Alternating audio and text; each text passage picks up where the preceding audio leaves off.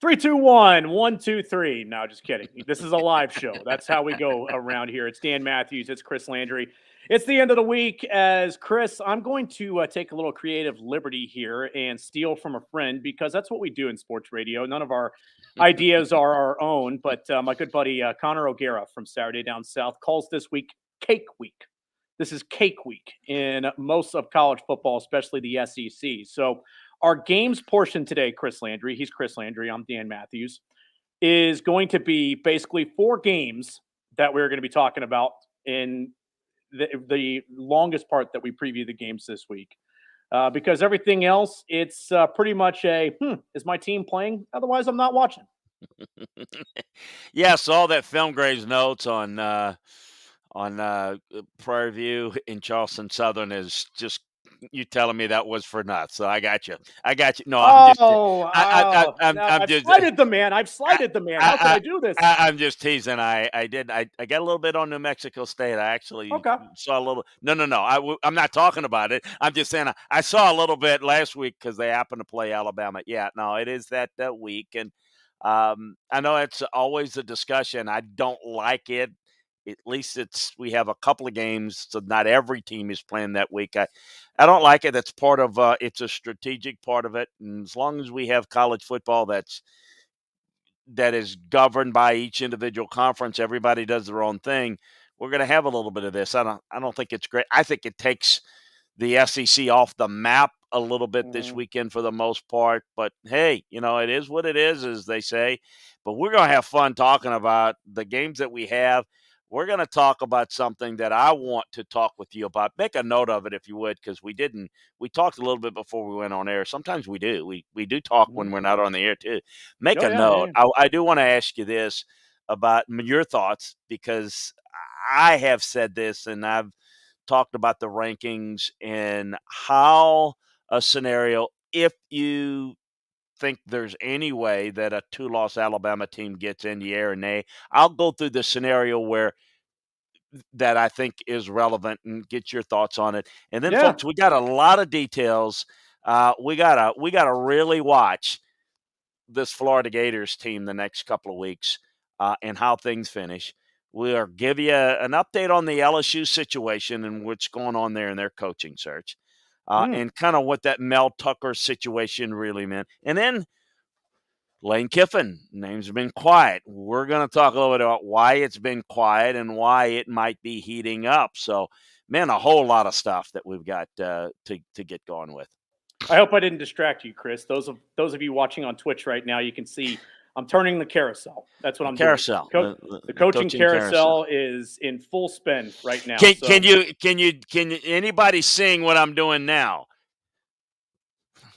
Oh, you're pulling the lever. It's the pulling the lever, or it's the pulling the. Maybe if this is a cash register, cha-ching. Yeah, That's that it. too. Because that's really what's going on now. Yeah, but Well, we've got a lot of that, and I want to get into that as that is taking on a life of its own. And maybe we'll touch on what's going on around some of the other coaching searches around the country if we have time too, with updates at Virginia Tech. Well, so gonna be a fun show, folks. Yeah, may not be, maybe some cupcake games or whatever we're calling it.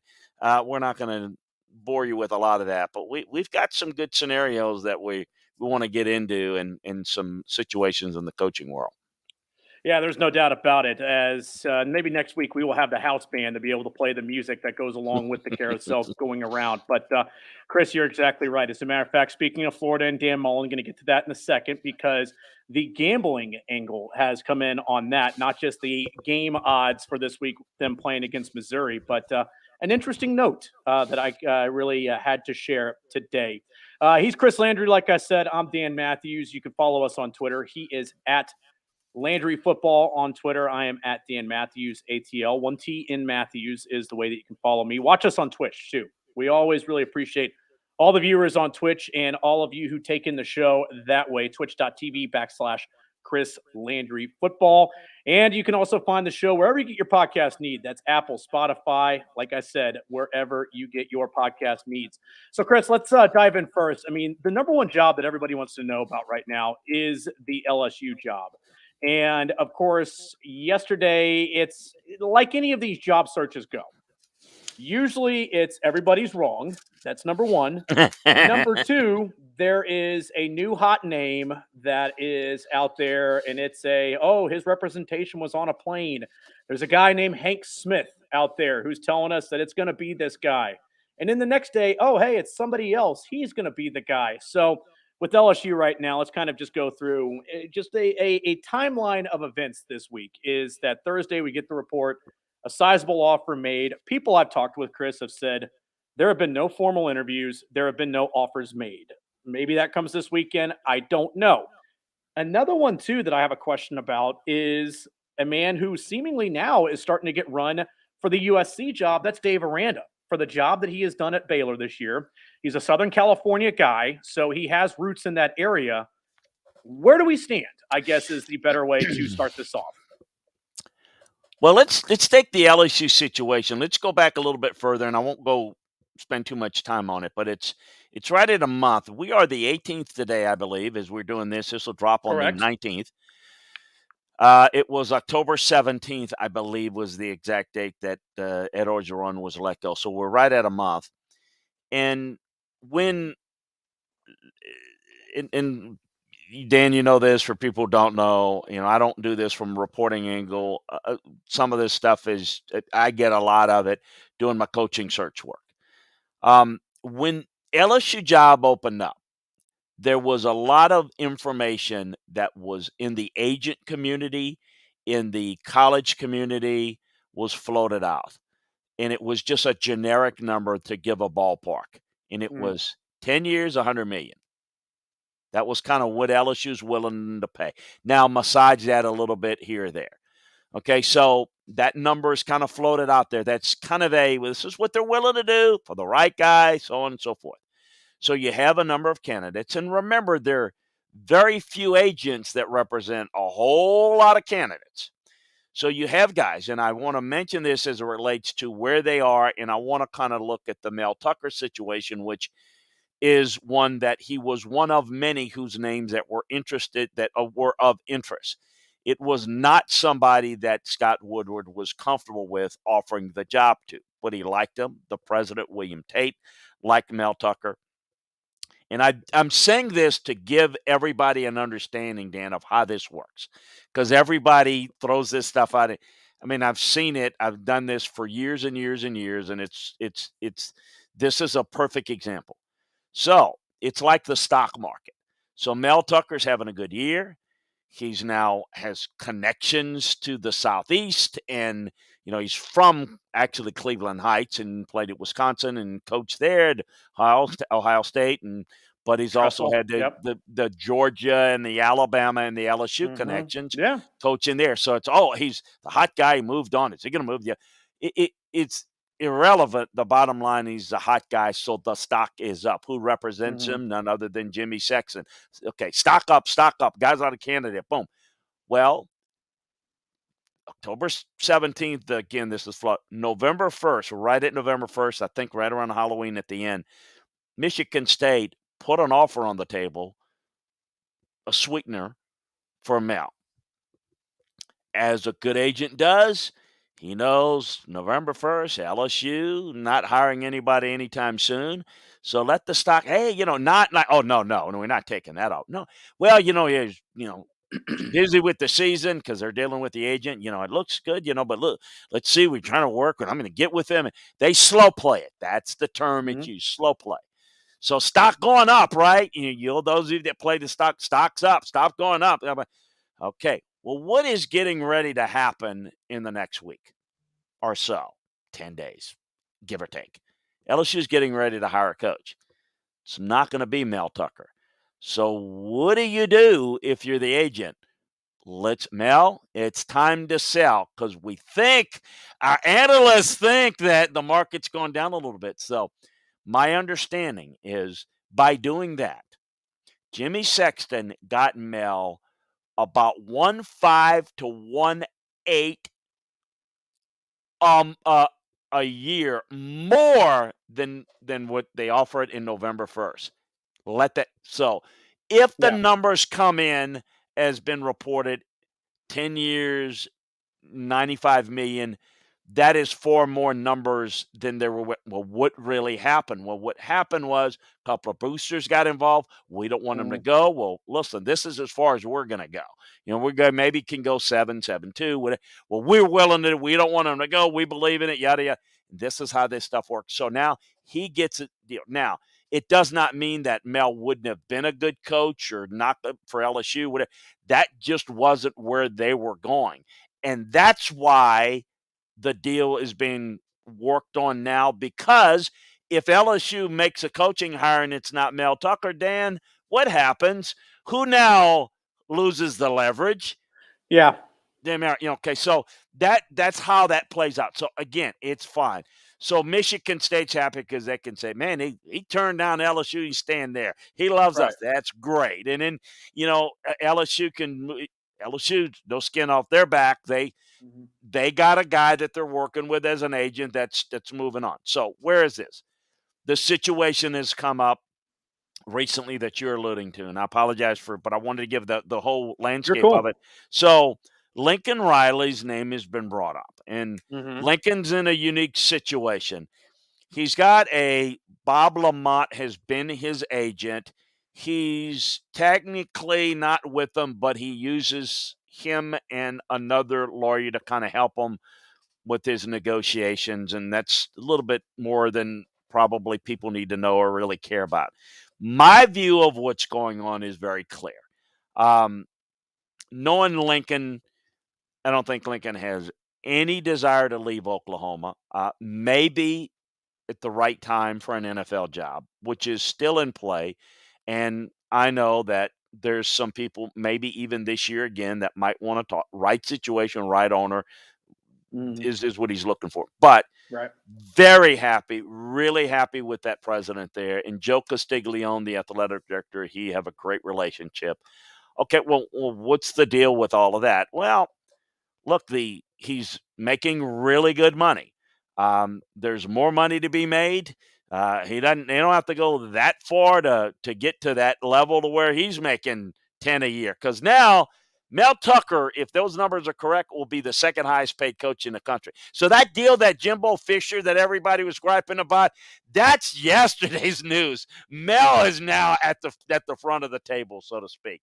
Well, I guess at the front of the table right next to Nick Saban. But so I think Lincoln, they're going to make, my understanding is that they're going to give him what he needs, what he wants, and he's not asking for he doesn't have to be dollar for dollar. What he wants is they're going into the SEC. He wants more for his staff.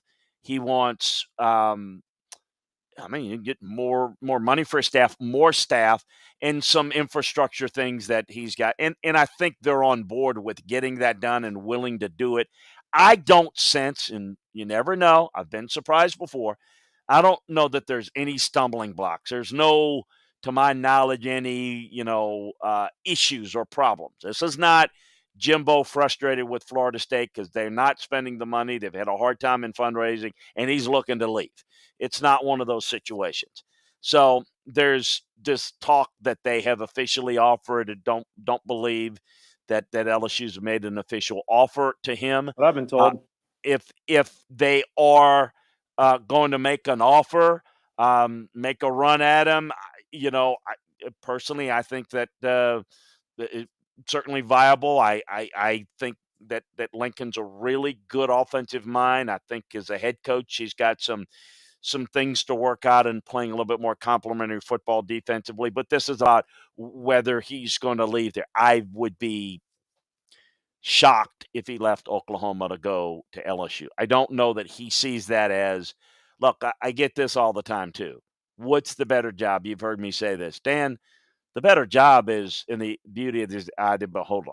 Right. And I think Lincoln would, all things being close, the Oklahoma job is where he'd prefer to be. Now, if for some reason there is something bubbling behind the scenes that I don't know of, if they say, look, this is all we're going and that's that, then, again, rising tides raise all ships. So now just the market value of what these guys go, and I hate to put it this way, I remember this following baseball as a kid because that was the first free agency. I remember back in the day when a utility infielder got $600,000 a year, and they were saying that's when you know things are going to go up and up and up and up, because when that guy gets it, what is the all-star shortstop get, and so on and so Yeah. forth. So that's where we are in the coaching landscape. So the whole they offered this or that. I don't think that. Now the numbers that have been floated out it comes in range. So if they do make an offer, I bet it would be somewhere in the 7 to 10 year Right. range at you know 9 to 10ish, or maybe probably from an LSU standpoint, it probably need to be more than that. And maybe no buyout if he wants to leave, for example, like the old Jimbo treatment or whatever. So he's got Mhm. leverage and he's using it. That's what's going on in my view. I don't get a sense that Lincoln Riley to LSU um, has a realistic chance of happening. I just don't. There's nothing in the inside of knowing Lincoln and knowing his people and knowing even the LSU angle. They're the real people that matter. I don't know that they feel is comfortable, and that doesn't mean that they're not trying or that it may not happen. But I don't think they're counting on that. As far as Dave Aranda, I think he's is good a chance as anybody to get the USC job. I'm a big Dave Aranda fan. I think he's a brilliant Mhm. organizer. I think he's super smart. I think he understands from a vision standpoint, being on the cutting edge. I mean, even just the little things. This is a little thing, like the kicking of the field goal. That was for the tiebreaker. He absolutely knew. Do you know that put him and Oklahoma literally tied in the tiebreaker if it came to that? The guy is always 2, 3 steps ahead in terms of thinking, in terms of how you evaluate players in recruiting, how you put together a staff. He's on the cutting edge of how do you maximize what you teach defensively, and with the offensive coaches, what gives us the most trouble. So I think he's good at a lot of things. He's just not a real, gregarious type of guy. Oh, who He's cares? quiet, but that's what the media cares about. And a lot of folks talk about he's very quiet. He's a thinker. And I think he'd be a great fit for Yeah. USC. He could have the Washington job. I can tell you, Right. they I've heard want that him. too. They want him bad. So I just don't know if the timing's right if he wants to leave Baylor. Look, I can tell you, and one of the things that I know we've talked about is, look, sometimes the timing's not ideal. Ideally, he'd Mhm. like to be at Baylor for maybe 2, 3 more years. But one of the things I always tell guys like this is, sometimes the timing's not right, but the job is. And Right. and all you need to know is look around the landscape and see how one guy's hot and he's cold the next. Sometimes you just got to take it when it comes.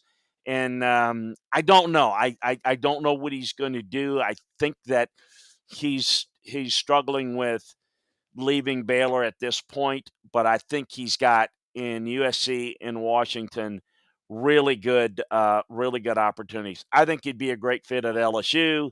I Yes. can tell you that I have not had much success getting, even in the early stages of this, Scott, or anybody to get as excited about Dave Aranda as the future head coach at LSU, Uh, as excited as I would be. So, and uh, I just don't know what it is. I think a lot. I'm going to let you jump in here. I just think yeah. a lot of it is too much into that's not splashy enough, and I think that's Oh, short-sighted.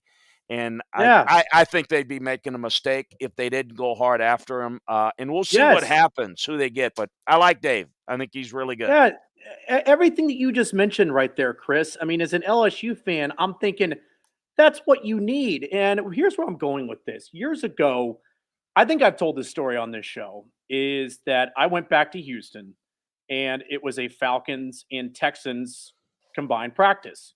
It was Bill O'Brien. Texans practice was completely different from what I remembered it on Gary Kubiak. And I was talking with John McClain, And I did the customary, how is it? How is he? He just said, well, he's a little different than Gary. And he just talked about, the way that things go in the NFL. And kind of it goes the way here in college, is how I'm tying this back, is that you have a player's coach, then you got to fire him and get the hard ass in. If you've had the hard ass, then you need to Right. fire him and get the player's coach. So the reason why I'm like so animated about Dave Aranda is you talked about the organization. You didn't have that with the current guy. You talked about the evaluation of players. Strike two, hiring staff. Strike three, Yep. in-game coaching. I mean, just like preparation, everything you just mentioned right there as an LSU fan. I'm kind of like, my gosh, like, okay, I get it. He's not the party animal. He's not going to be in the corner doing keg stands. Guess what? You don't want that. You've had that for the last few years. You've had the guy who's trying to fight people out of camp in Fouchon Parish. You've had the guy who's walking with his girlfriend the day before the USC game or UCLA game. You've had the guy who is, doing the whole bring your ass down here with your sissy blue shirt. Like, hire the guy that's not that guy. And I get it that these guys that are being mentioned are not him. But I think the way that we wrap this before we move on to talk about Lane Kiffin here is, am I warm in thinking from what you've gathered that this fits the two criteria with Scott Woodward? You're not going to hear about it, and it's going to be a big name. Do you think I'm warm in thinking that? Well, I think you got to define a big name. I mean, because there can be a big name. I don't know who. I mean, Lincoln Riley's a big name. I don't know that he's the best coach for this job. I think there's, to be honest with you, Mhm. um, but there are not a lot of big names out there. I'll say this. I have no problem saying it now because I've said it elsewhere. I talked to Brian Kelly. That's a Um, name that right, Chris, but that's a name that I threw out. I said yeah, he but has capped out at Notre Dame. He is an incredible recruiter. He is an incredible yeah, evaluator and a well, great I organizer. I talked with him. He's a good friend, Sure, and I sure. talked to him. I said, "Hey, could you get?" He's just not interested. I mean, and not that he's not interested in LSU at this day, at this age. I talked to him. I said, "Look, do you ever think about what it would be like?" And I know USC is USC Notre Dame. That's but Mhm. still, I mean, it's like both of those would be. Wouldn't that just rejuvenate you? He said, "Yeah, He says, "But I'm really comfortable here." And I think Mhm. one of the things with Brian, he's a Northeast guy, and Yeah. kind of a he's an adopted Midwest guy. I don't think he really cares. Like Notre Dame, you got to do a lot of stuff, but it's different. Yeah. He's just comfortable. I mean, I don't know what to say. Yeah. Somebody's just comfortable. You say, "What about this? This could be a change." Yeah, it would be. I just don't want change. It's kind of like when Mike Krzyzewski said one time that Jerry West asked him, he says, "Give me 20 minutes and I'll change your life." He wanted him to go and coach the Lakers. And he said, Right. "What if you don't want your life changed?" Yeah. And it's like, just it's one of those cases. And so there just wasn't much there and just nothing there. And I don't know that, look, we know this, that the number one guy that Scott wanted was Jimbo. It Right. was, it still is. If he could just get Jimbo to call him back and say, "You know what, I've rethought this whole thing." Boom, that's your guy. It's just not, it never was really going to happen because Jimbo has found his home. And as I've said, he can build his program with his legacy and not, someplace else that it's not leaving Florida State anymore. He was looking for an exit strategy. He's not looking for one here. And Brian's not looking. And I don't think Lincoln Riley's looking. Unless I'm misreading what's going on. So who's the big name? There's not the big name. I don't think Matt Rule is interested at this time in coming out of the NFL. I don't think they're waiting. I don't think that's. So the big name. Who's the big name? And you get the feeling, and I've said this for a while, Dan. You're a fan, and you kind of follow the world of fandom more than I do. Mhm. You're not going to satisfy the fans because whoever they hire is not going to be Ah, quote unquote big enough. Some people didn't want Jimbo; they didn't think that was big. Well, who do you right. want? There is no bigger name. Well, There is no bigger name. I mean, yeah. name me a bigger name. Saban's not coming. You know the ones we don't need to go Right. through. They're not coming. So there's Dabo. no. Yeah. Dabo's not coming. I'm not a big Dabo guy, personally. Right. My thing is that eventually they'll embrace who they bring in, and then like most people they'll accept it, and then Yeah. they'll bitch about it the first game they lose. That's what happens, Yeah. But No. no, I just think that everyone says Scott's a big game hunter. Well, I mean, yes. Let's go back. Okay, he hired Steve Sarkisian at Mhm. Washington. Good hire, but a guy that was an assistant in a good position. Yeah, he hired Chris Peterson. Chris Peterson, he lured him. Chris Peterson, I know Chris very well. There are two jobs that interest him that he was only going to leave Boise for: Oregon or Washington. He's a Mm. Northwest guy, and that was it. He's not interested in going to be the coach at Georgia or Tennessee or Alabama or LSU or Florida. It's those two. That's what he's always wanted. Now I don't know, and I don't know if that's anything's changed now that he's retired. But so he got him. Then he obviously hired Jimbo. Well, Mhm. he was in a good position to get Jimbo. He knew him. He liked him. He had money to offer. And what was Jimbo looking for? A place to leave where he can have financial resources. Sometimes it's not that Right. Scott is not capable of doing that. Sometimes you just don't have that. It's kind of like I may have the first pick in the draft this year. It doesn't mean I'm going to be able to draft the franchise quarterback, because what if there's not that guy this year? Sometimes it just doesn't play that way. You have to play with how the draft board says. And that's how I deal with coaching searches is who's available, who's there. All right, Matt Campbell's a name. Let's throw that out. Is he a fit? Boy, he really is big in developmental. Man, I don't know if you heard his comments. That was disturbing, what he said. They asked him about his this year and Mhm. how he man, the expectations, were to win the conference. Oh, no. My expectations weren't to win the Big 12. I just want our players to be the best version of themselves they can be. And he's kind of a lot of that, kind of the Yeah. do the best. Well, you're at a developmental program, maybe the NFL where you get the most, I don't know. Good coach. But does he want to go and challenge and get the Johnny five-star guy? I don't know that that's the fit. Um, I don't know that Luke Fickell is going to be willing to make that move. And maybe he tries to sell those two guys. Or, again, a Matt Rule coming out of the NFL. I don't know that those – now, do people consider those that I mentioned big names? I Yeah. don't know. I mean, I don't know. Now, Lane Kiffin is a big name. We're going to get into that.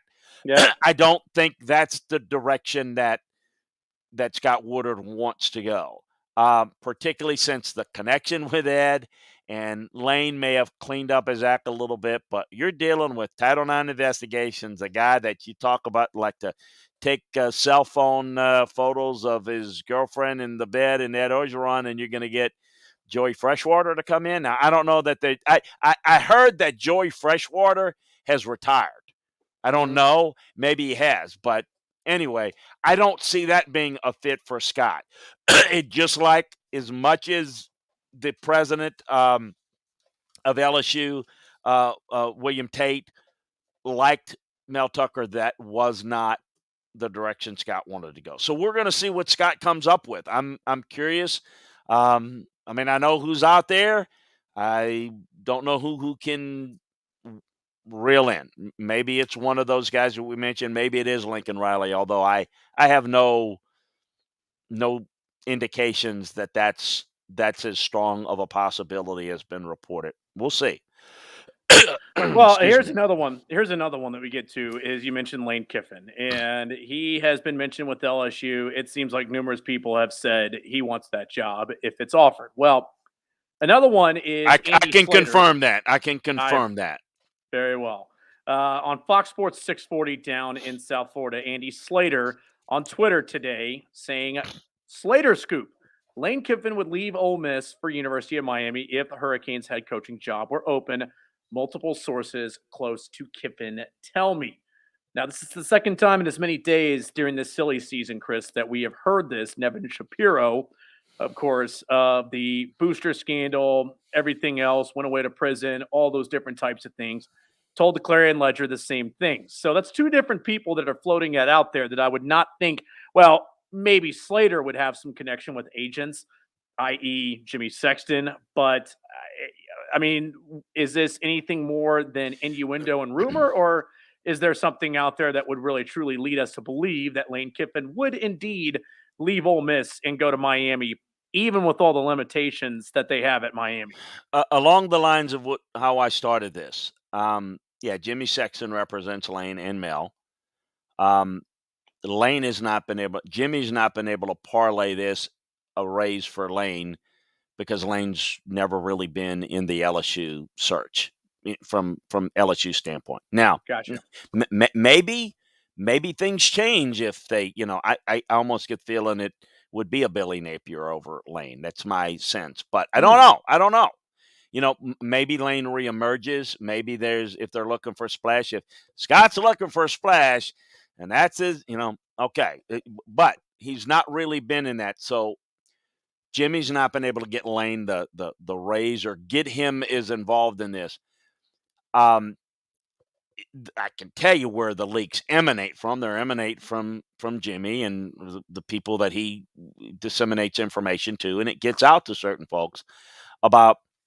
You better believe that the interest level by Miami and the name of Lane Kiffin and ties to Florida, he coached at Boca, all of that, whether Lane would take it or not is irrelevant to this point. They want his name in there. They want to be able to leverage it with Ole Miss. Would he end up, after he looks under the hood at the Miami program, be interested? Don't know. I think that I will say this. I shared with this, and I'll share this with you before we got on. I'll share this. Lane has always had an affinity in the past for the Miami program. As you can tell, he was a guy with a lot of swagger. The Miami, Florida, and that just has been his thing. Now, he's kind of a different lane now, maybe, and Miami's different. Like when he was years ago, Miami was a different Miami. They were still, and I'm thinking, and I'm talking maybe like 12, 15 years ago. That was a kind of, does he see Miami the same way? If he goes under the hood and he looks at Miami and says, facility wise, can we do this? It may not. It would. I can tell you that he would prefer the Florida job if that came open, and so this is kind of the way you stoke the fires a little bit to get the name out there to begin to use leverage. So whether it emanates from him taking the job or not, don't know. But I think there would be some interest by Miami if they made that move, and I think he certainly would fit from a football standpoint, recruiting wise. But can he do everything? Can he have his entire staff? Because look, Ole Miss has got SEC money; they can do things. Is Miami going to be willing and are going to be able to do it? If they can answer that, yeah. I think if they can match the resources, I think he'd leave from Miami, no question. He'd leave Ole Miss from Miami. I don't know that Miami is the best, is his ultimate. I think he'd prefer Florida. I think he'd definitely prefer LSU. He'd like that, but I don't know that those are realistic. As far as from Miami's concerned, Miami lost their way. Urban Meyer ruined that program. Urban Meyer went into South Florida where Miami was cleaning up all those years in South Florida, and Urban went in and he began to own South Florida in recruiting. And Miami hasn't gotten it back since. I mean, it's not Florida that's dominating South Florida now, but it's Alabama going in and getting there, and LSU getting Patrick Peterson. All those guys. Georgia does it, and Miami's got to get that back. So getting someone that can do that. If I were Miami, real quick, here's the thing. I don't know if they've got their AD lined up, but everybody's talking about, man, he's done it. How quick are they going to get that done? You're going to hire the coach and then hire the AD? That's not a good way to do it. If I were Miami, real quick, let me move on. If I were Miami, they were smart, I would go to Mario Cristobal. Yeah. And I'd say, here's what we're going to do. We're going to make you the vice chancellor, the athletic director, and head coach. and you can hire your athletic director to run the athletic department. We're going to give you the control and the power. You come and win back South Florida in recruiting, and we're going to because what can you give them at Miami? That's his school, by the way, for people who don't know. Mario yeah. played there. But what can you give them at Miami now that Oregon can't? Well, Marvin give you money. Here's what we can do for you. We'll make you the athletic director in name. You can hire somebody that will do the athletic director job, but you will only answer to the president of the university, and you can run it. Be creative. That's when somebody asked me when I was working, when Nick Saban was leaving to go to Miami with the Dolphins. Do you think there's anything he'd stay for? I said, probably not, because at that time he was going to go in the NFL. But if you want to do something, go and make him the vice chancellor, the athletic director, and let him hire his guy underneath him. Make a run there and do that. Well, they didn't want to do that because the powers that be and Skippy Burtman and all those guys, they wanted Nick, believe it or not, out of there because he answered straight to Mark Emmert, and he just walked over the athletic director. And when Mark Emmert left, they ego-wise, they just really, it irked them that Nick was leaving. So anyway, that hurts. That hurts LSU fans to hear. But the point is Nick was always. Everybody says Nick wanted to go back. Once Mark Emmert left, Nick Saban was already looking to get out the door. So it was only a matter of time. But I said, if you want to do something, I don't think it's going to work, but here's the best Hail Mary. Make him the athletic director. And we even came up with a guy that would be the athletic director under Nick, Oliver Luck. Oh, wow. Andrew Luck's dad. Yeah. And I said, let him run it. You're the boss. Because at that time, he answered only to Mark Emmert. The whole time Joe Dean was there and Skip Burtman. Nick had a direct line to Mark Emmert. And Mark said, you got to do this, you got to do that. And once that changed, it wasn't the same. And he's got the same direct line now. Greg Byrne, when Nick says hello, Greg Byrne steps up and says, yes, sir. Can I come in and see you? Can you squeeze me in, coach? I mean, he used that type of power. But anyway, I think you got to be creative in situations like that. Anyway, that just some of my thoughts of what I would do if I were Miami. Because, but yeah, no, that's kind of how I see it. I would not rule. I can tell you this: Lane is definitely interested in openings that are out there or might come out there. And those two in Florida that could come open are a definite interest to him. I don't know how they're going to be higher in their lists, how high, or I don't know, and I don't know if it's going to be the right scenario for him where he would leave. But and then Ole Miss has still got that Mississippi State, the state 4 years. Those are some roadblocks. But yeah, I don't see him being long for Ole Miss. And by the way, recruiting is just okay right now. I'm surprised. They're really struggling this year's class. They're going to have to make a run. But, yeah, that's the latest on that. And N-State, it's tough. Really quick, before we move on to a few of the games we're going to talk about this week. BetOnline.ag throwing out, and Barrett Sully, CBSSports.com, threw this out earlier. Odds, Chris, for the next head coach to be fired/resign. 7-2. Top odds, Dan Mullen, Florida. You've talked about him before. Now, I cannot see that happening before the guy right behind him at 9-2. That's the job we just talked about. Miami, Manny Diaz, 9-2. Mike Bloomgren, Rice, all right, whatever. Steve Sarkisian, not likely. Scott Frost, I know it's not happening. Correct. Jeff Collins, same deal. Not yet, at least. I've been told that some significant changes are going to need to be made, which, by the way, too, the beyond portion, I guess we can kind of go here. Did you see that Georgia Tech, there was a story in the AJC, the lowest attendance since 1989. I brought that up before the show today to Chuck Oliver. And Chuck goes, the stadium was smaller then.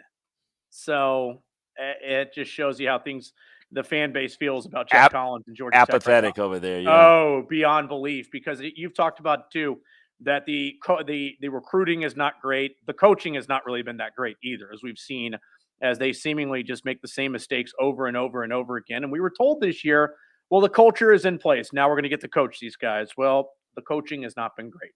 Jeff Scott at South Florida, I don't think so. If No. if it did, then I guarantee you Dabo Sweeney's hiring him back up in a second to come back and lead that offense. Ken Niumatalolo at Navy, I don't necessarily see that.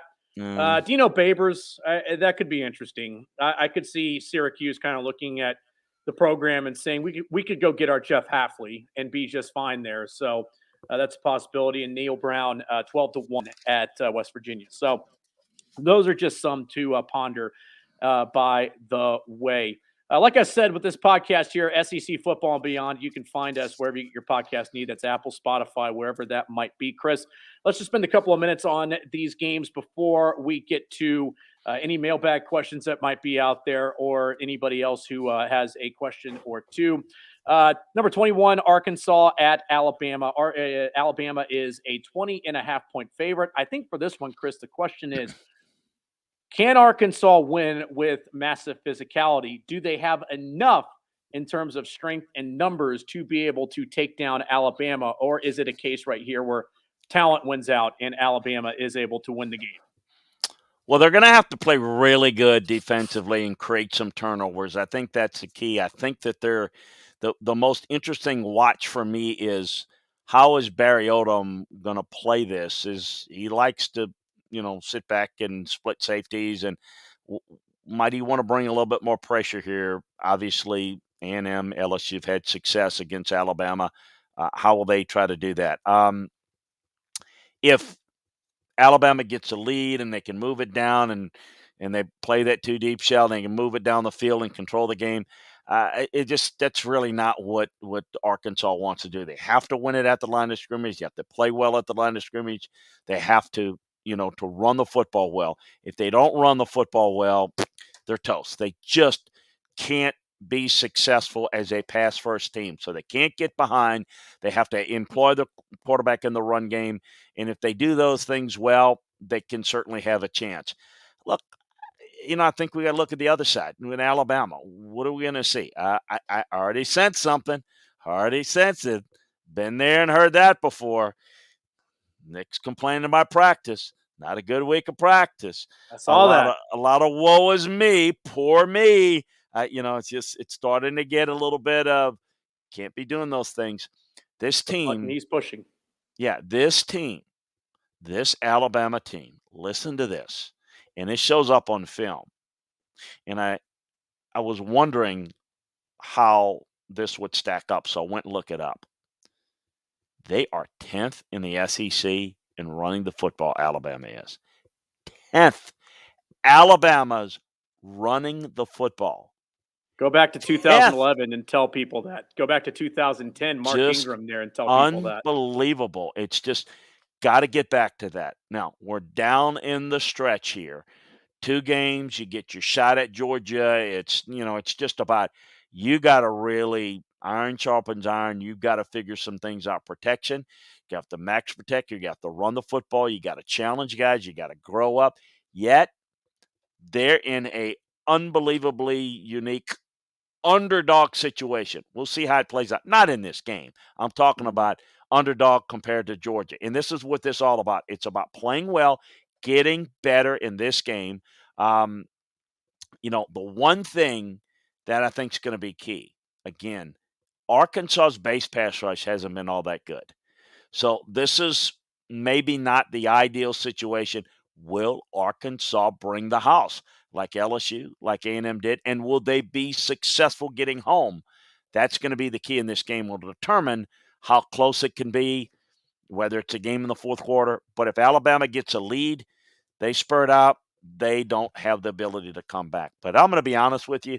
I didn't think it's going to have to have a type of game like A&M had against Alabama, where it was just, the passing game for A&M that wasn't there before or since just came down, rained down from the heavens. It's going to be that type of game.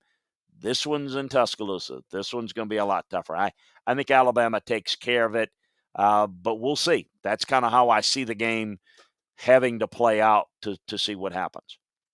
Yeah, I think the interesting things that you just touched on there is number one with this Alabama at least offense, that the line play has been inconsistent at times. A lot of young guys up there. I mean, you had a hell of an offensive line last year. That's not easy to replace. And usually, the sad truth is, it takes about a year to be able to get that group together and really get them working. And maybe we see some improvement in the bowl game, and then you can say, okay, that's going to get back next year.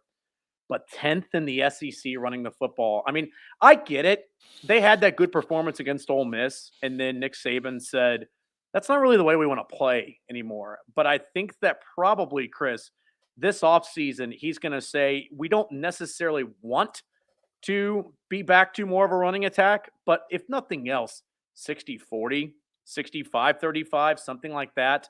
We need to at least be a little bit closer to balance than we are right now. And I think that that's going to be an emphasis this offseason. And I'm interested to ask him about it when we talk to him next year at SEC Media Days. If you are struggling in pass protection, you have to be able to run the football, Mm-hmm. because if people can tee off on you, Mm-hmm. it's easy. You've Yep. got to make them respect the run. You have to make them know that you can run and are willing to run. And that means your defense has to keep you in games to where you're not playing from behind, playing chase. And you better stay committed to the run enough to where that's where you can slow it down. So you better be good coming off the ball and run blocking. And I'm curious to see what they do here. That's going to be key. All right. Florida is at Missouri. The Gators are an 8.5-point favorite in this one. Unless Arkansas challenges Bama and it's really close at the end of this game, this is the most intriguing game of the weekend. And I have no – and it's only for Florida. Is the Florida meltdown going to continue? And what I mean is, I don't mean the game itself, but I think this is pivotal. I just think that if Florida drops this game, if they pull a South Carolina game, I just think that storyline of finding an exit strategy with Dan becomes more and more of an issue. And I think it's also going to be the case when they play Florida State. I just don't think he can afford that. The negativity around it, they need to stop the bleeding. They need a tourniquet. They need to get to the hospital. They need to get it stitched up. It just, I just think this is a watch, because if it turns out like last week or against South Carolina, it's going to be the storyline of how does Dan deal with it? Yeah. What type of weird stuff does he say? Yeah. What does he say? All of that. I can't really sell the game. I don't know what the hell to expect, from Florida. And this Missouri team's not very good. They're recruiting pretty well, by the way. Give them that. On a bad year, Missouri is, not Florida. We know that. Mm-hmm. But it's just this Missouri team's not very good. Neither is South Carolina. Neither is Samford. It's all about Florida. I mean, I don't know. I really don't know. I'm perplexed to sit there and say I'm not convinced that Florida is going to win it. I sat here with one of our listeners. You were dealing with the World Series when one of our listeners, great listeners, Florida fan, said, "Florida going to have any problem against South Carolina this week?" I said, "Of course not. They're going to win this." Yeah. Are you kidding me?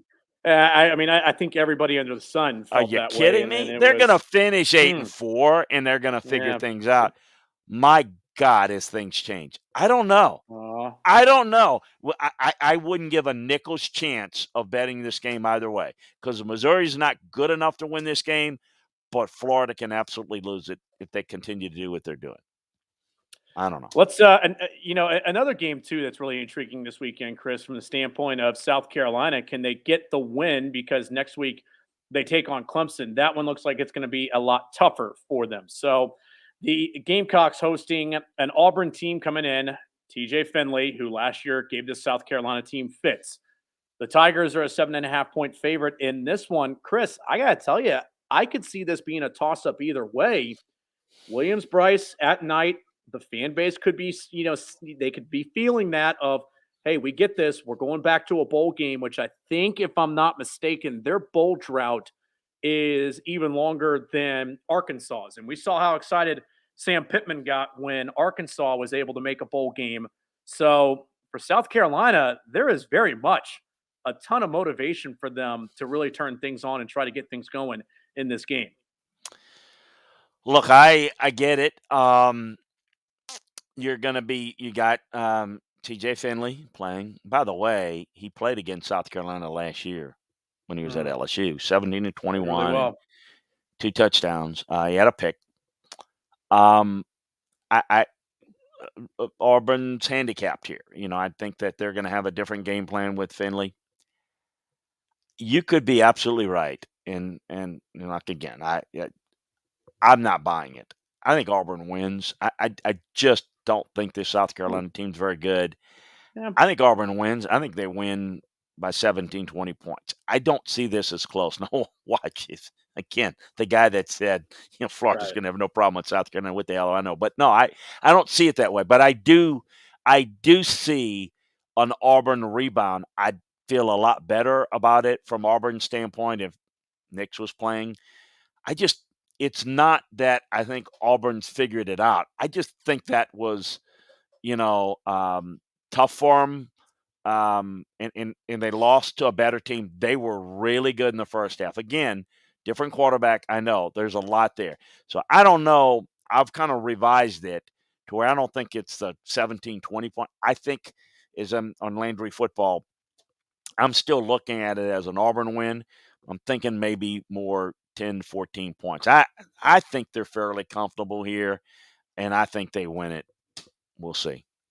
Vanderbilt at number 12, Ole Miss. We can spend about less than a minute on this. It's up to you. Rebels are 36.5, by the way. Yeah, yeah. I mean, Vanderbilt will play for pretty hard for a little bit. Ole Miss is banged up. They come off a big win.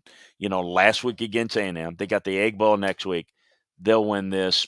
It's fine. It's to me, it's the least intriguing game of the good games, of the Yeah, games that are not the non-cupcake the games. It's FCS and New yeah, Mexico it's States, kind, and and to yeah, be honest with you, Vanderbilt kind of looks like some of the cupcakes. So I might yeah. even throw it into that. And I don't see anything, obviously, in any of the other games that is remotely intriguing, um, at all, at all. I guess no, I really don't see anything at all.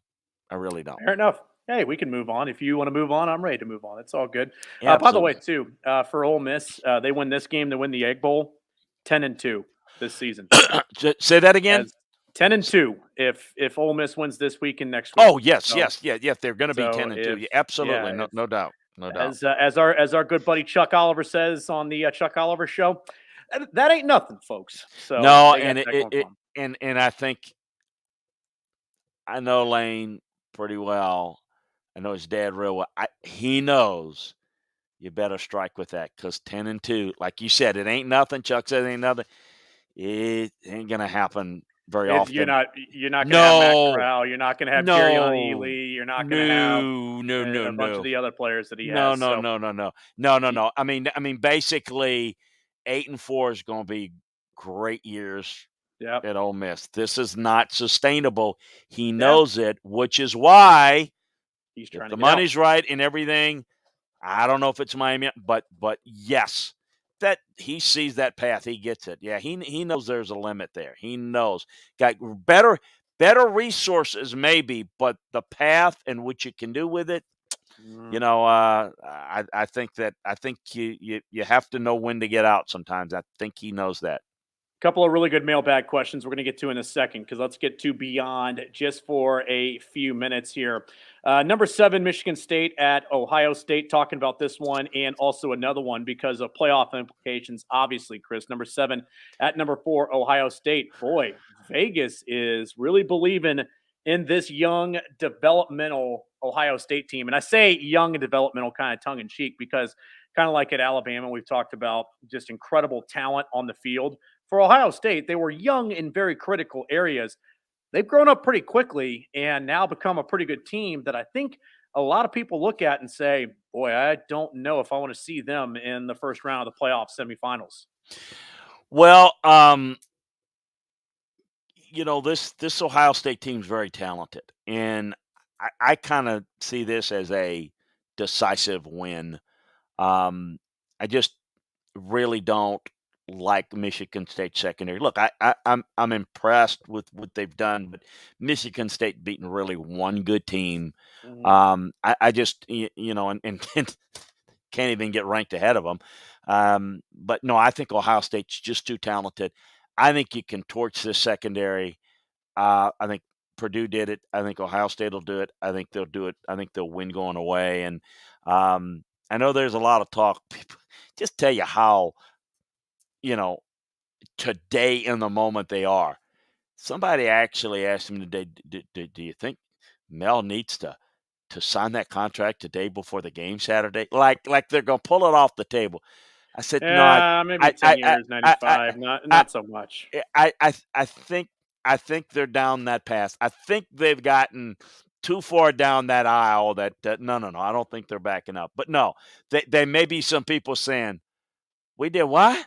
Yeah. This may be like remember a couple of years ago, Purdue had some success, and this is the same thing.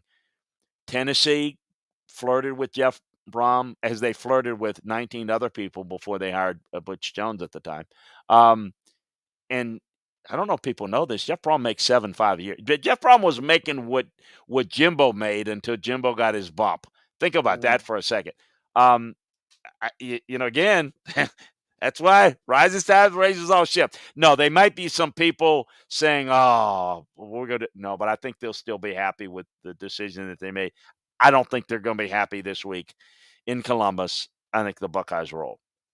All right, number 3, Oregon at number 23, Utah. We've seen the Utes already this year at home take down Arizona State, and they are favored by 3 in this game. So a home favorite at a place that I've understood, Chris, is a pretty tough place to play there at Rice-Eccles Stadium there in Utah. So is this an opportunity for Mario Cristobal's team to be walking into a bad situation? I think these are the two toughest road games to play. This is like if I were going to compare it to SEC folks, it would be like the stadium's not as big. It'd be more like Mississippi State, kind of a road game, but really tough there. Utah's really tough to play. It's cold, same in Oregon and Autzen. This Utah team is awfully tough. Now they had more in their hands than I thought they would last week against Arizona. I kind of like Utah in this game at home. I've said it for a stretch.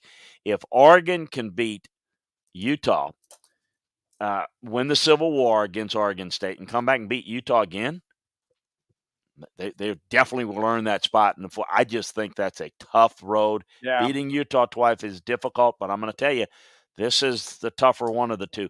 Utah, they just don't beat themselves. They are the developmental program out west. In fact, if you're going to talk about the best developmental programs in the country, Wisconsin, Iowa, and Utah are the ones that have done it the most, the longest. They're really tough. They're good on special teams. They're physical on defense. And look, they had their quarterback transfer, Charlie Brewer transferred, the Baylor transfer out. They've got things settled a little bit, kind of like Utah in this one. This is my featured game of the week. I think it's the most intriguing one of the week. 6:30 Central Time on ABC. Yeah. East Central Time. Yeah. Yeah, it's going to be 7:30 on the East. Real quick before get into the one final in the Beyond, or actually let's do the Beyond, and then we'll do the Landry Lab setup this weekend, and then let's get mailbag before we get out. Justin Fuente out. I don't believe we had a chance to talk about this earlier in the week. Out at Virginia Tech. Chris, I kind of struggle with this because it's one of those things that people say, well, it's Virginia Tech. Frank Beamer did it there, all those different types of things. I think the problem is there's good talent in the state of Virginia, but the problem is now the North Carolinas, the Georgias. There are a lot of different programs. I mean, I'm sure Penn State, Ohio State, whoever it is, have come into the state and started to get players from Virginia. And oh, by the way, too, another guy that I'm a huge fan of in that state is getting guys to come play there. That's Bronco Mendenhall at Virginia. So there's good talent. There's not an abundant amount of it there. I think that's number one. The other part of it as well is I just don't think that Virginia Tech has the national brand where you can go into a high school in Florida, in Atlanta, or anywhere like that and say, hey, come play at Virginia Tech, come be a part of something special. People will be like, why would I do that? Why wouldn't I go play at Georgia or Clemson or LSU or Florida or somewhere like that?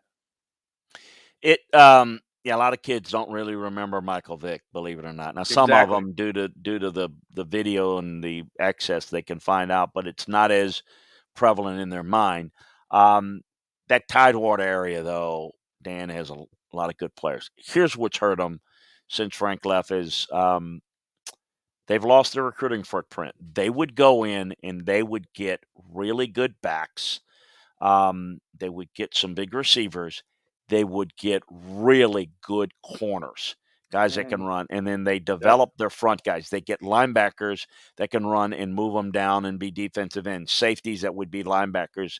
And they had a really good system and they had stability on that staff and they developed well, but they would get some spice pieces that would really, and then but look, I mean, they've had a good program.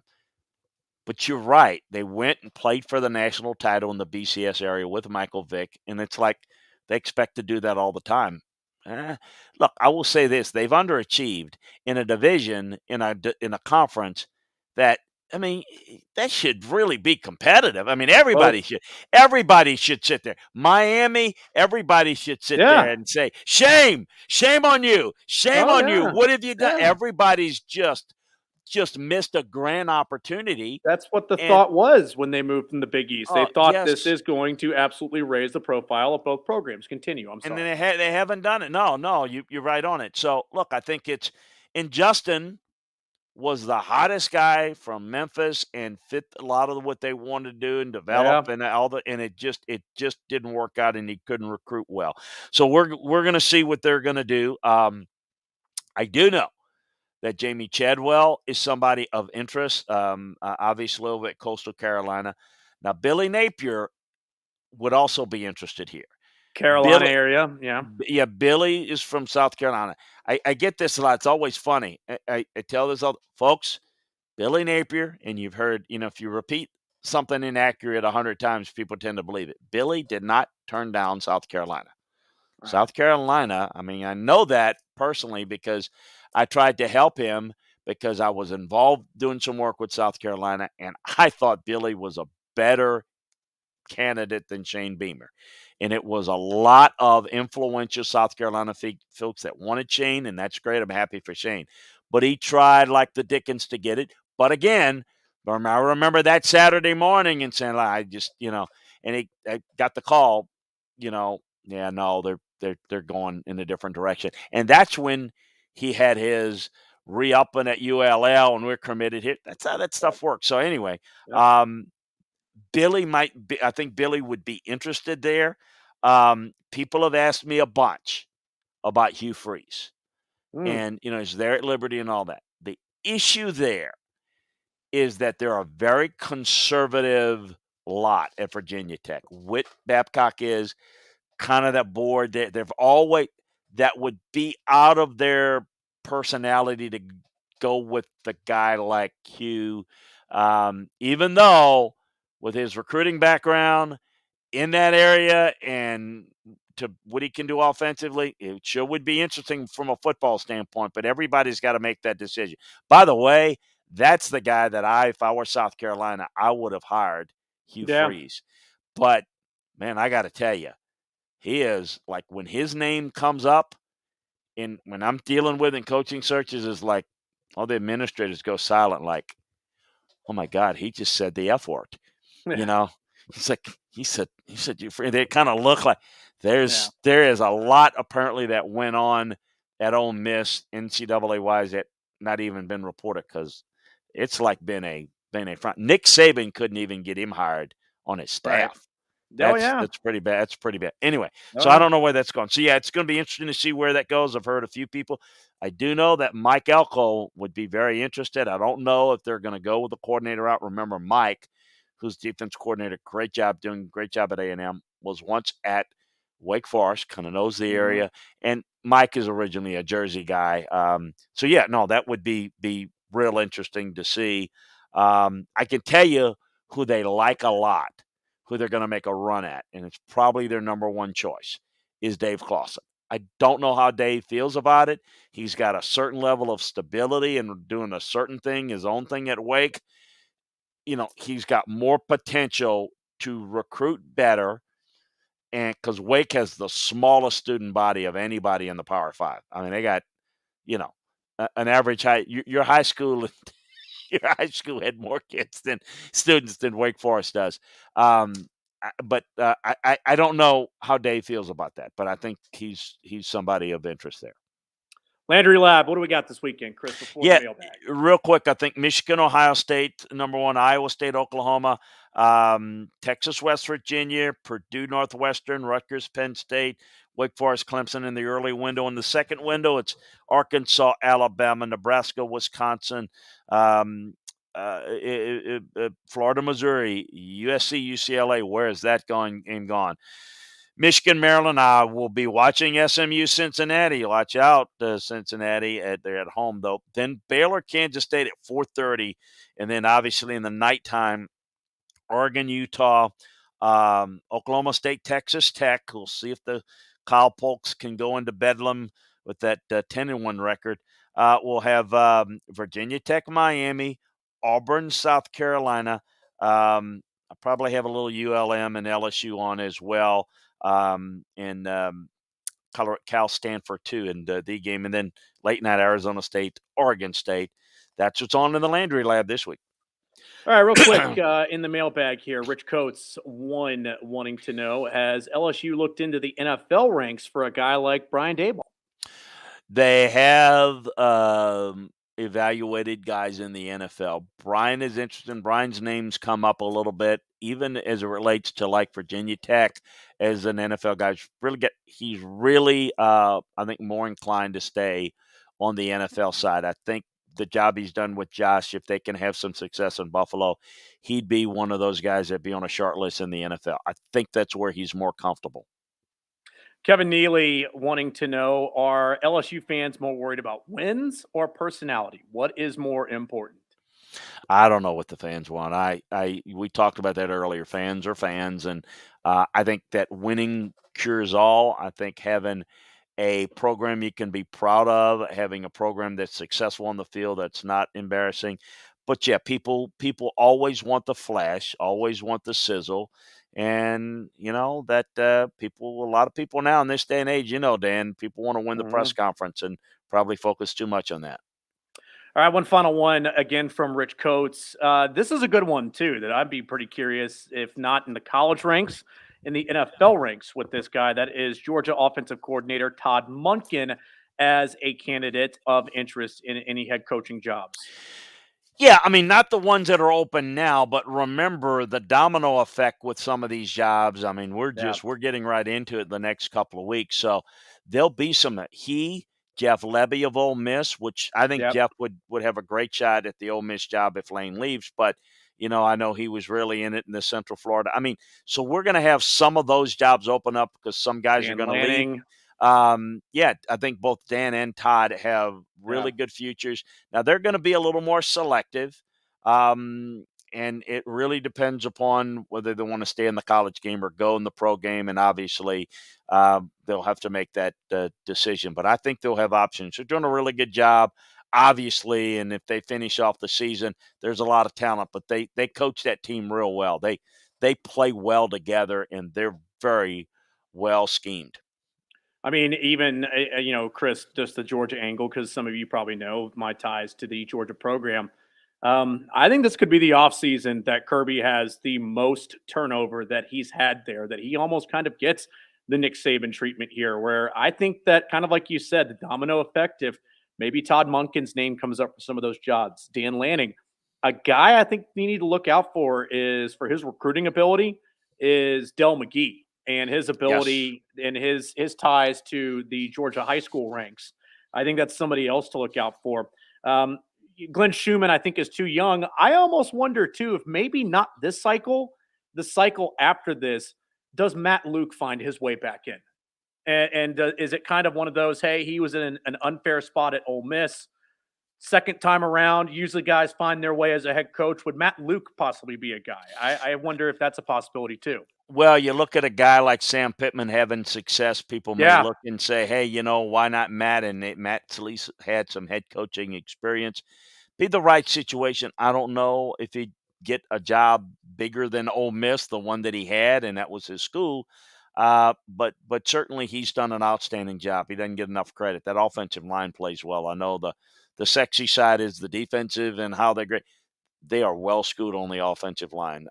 So yeah, no, They I are. could see it. And and if not that, that kind of that assistant head coach, a lot Mhm. of money, offensive line guy. He's certainly done a good job, and he's in as good a place as you can be in terms Yeah. of in college right now. So I think he's going to be real picky, and I think he's going to be. I don't see him wanting to go and take a group of 5 job or a Mhm. lesser job than what he Right. had. And I don't know. I mean, so he might be one of those that might be he would have to be willing to, hey, I really want to be a head coach. Yeah. So let me go, and take this job. Other than that, I don't know. When you win, people want a piece of you. That's just how it Absolutely. goes. No doubt. That's No that's doubt. usually how it always shakes out. He's Chris Landry. I'm Dan Matthews. Appreciate you all tuning in this week for SEC football and beyond. Enjoy the games this weekend. And just to give you a heads up for next week, those of you who watch us, twitch.tv/Chris Landry football. Me and Chris will have it out on Twitter. But with the Thanksgiving holiday, it's a short week for us, as it is for everybody else. So we will do shows a little differently this week. Again, stay tuned on Twitter and find out when we are going to do that. We will be coming back to you early next week with both the recap and then the preview of the games coming up this coming week. So again, this is SEC football and beyond. Find it wherever you get your podcast needs. Again, he's Chris Landry. I'm Dan Matthews. Appreciate you out there for listening to us. Again, enjoy the games.